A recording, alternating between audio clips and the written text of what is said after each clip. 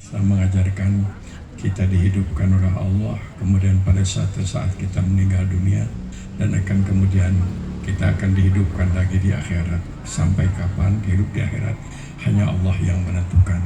Tapi yang disampaikan kepada kita adalah setelah hidup ini ada kehidupan yang lain, yaitu kehidupan di mana kita menikmati kebaikan kita dan kita juga menanggung risiko akibat dari perbuatan-perbuatan yang tidak baik yang kita lakukan selama perjalanan hidup di dunia ini.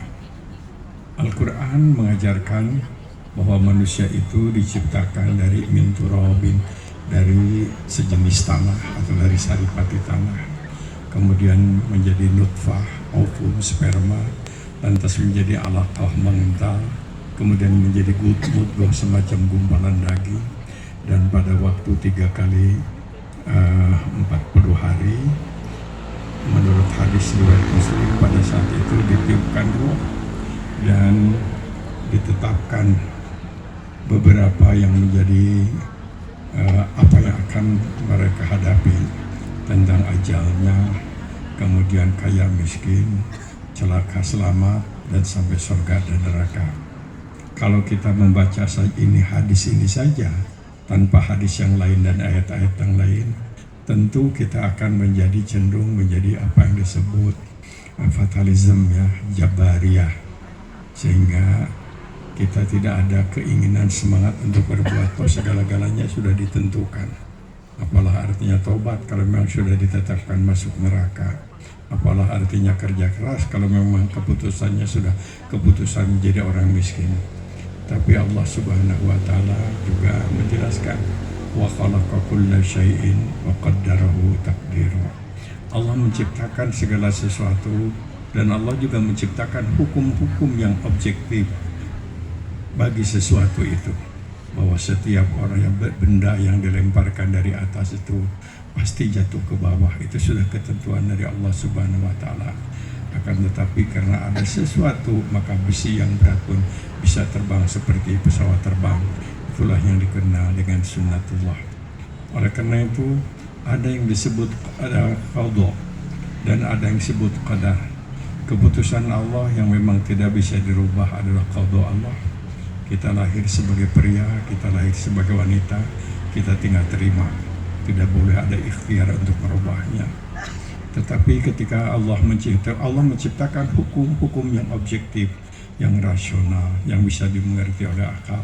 Kita pintar karena kita belajar, kita soleh karena kita memang berakhlak, tapi kita juga celaka karena kita melakukan perbuatan-perbuatan yang menjadi sebab celaka.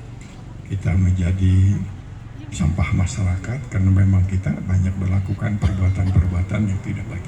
Itulah yang kemudian dihitung, diproses, dicatat oleh Raqib dan Atid. Manusia pada umumnya ada di dalam rahim ibu masing-masing sekitar 9 bulan. Agama kita mengajarkan pada saat setelah 4 bulan itu manusia juga di sana sudah ada yang disebut dalam tanda kutip proses pendidikan pra kelahiran. Jadi seorang ibu yang sedang hamil itu akan dipengaruhi juga apa yang dia pikirkan, apa yang dia dengar, dan apa yang dia lakukan. Karena seorang yang hamil itu setiap hari terus dibentak-bentak, maka akan lahir anaknya yang pesimis. Begitu juga kalau seorang itu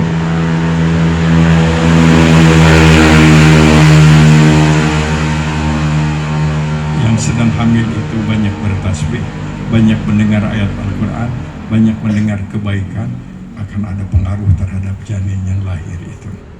Maka di dalam Islam ada pendidikan pra kelahiran, yaitu seorang ibu yang sedang hamil itu juga harus banyak dekat dengan Yang Maha Kuasa, harus banyak mendengar yang baik-baik, yang nyaman, yang tenang, hindarkan perbuatan-perbuatan yang dapat mengganggu ketentraman.